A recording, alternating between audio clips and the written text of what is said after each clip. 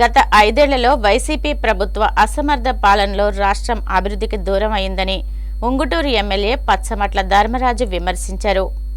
గత 5 ఏళ్లలో వైసీపీ ప్రభుత్వ అసమర్థ పాలనలో రాష్ట్రం అభివృద్ధికి దూరం అయిందని ఉంగుటూరు ఎమ్మెల్యే పచ్చమట్ల ధర్మరాజు విమర్శించారు.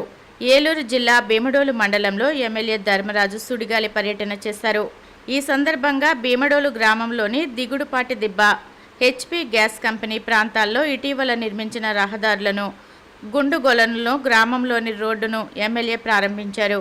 పొలసానిపల్లి గ్రామ సచివాలయం వద్ద గుండుగొలను తిరుమల మిల్క్ యూనిట్ ఆధ్వర్యంలో ఏర్పాటు చేసిన ఆర్వో వాటర్ ప్రొడ్యూస్ యూనిట్ను, స్థానిక నెంబర్ 3 పాఠశాల వద్ద నిర్మించిన ఆయుష్మాన్ మందిర్ భవనాన్ని సర్పంచ్ షేక్ రహీమా బేగం హసీనా స్థానిక ప్రజా ప్రతినిధులతో కలిసి ఎమ్మెల్యే ప్రారంభించారు.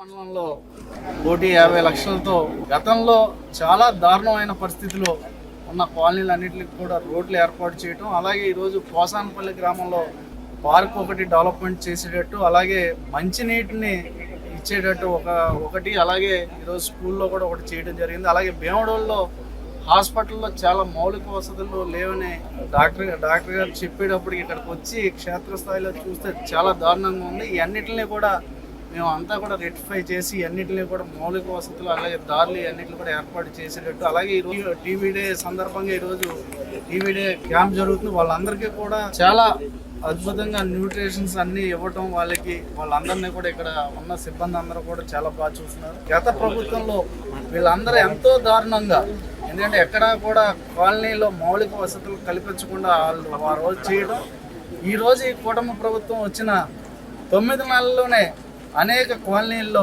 రహదారులు కానీ, మంచినీటిని కానీ, అలాగే ఎలక్ట్రిసిటీని కానీ ఏర్పాటు చేయడం, ఇంకా చేయవలసినవి ఉన్నాయి.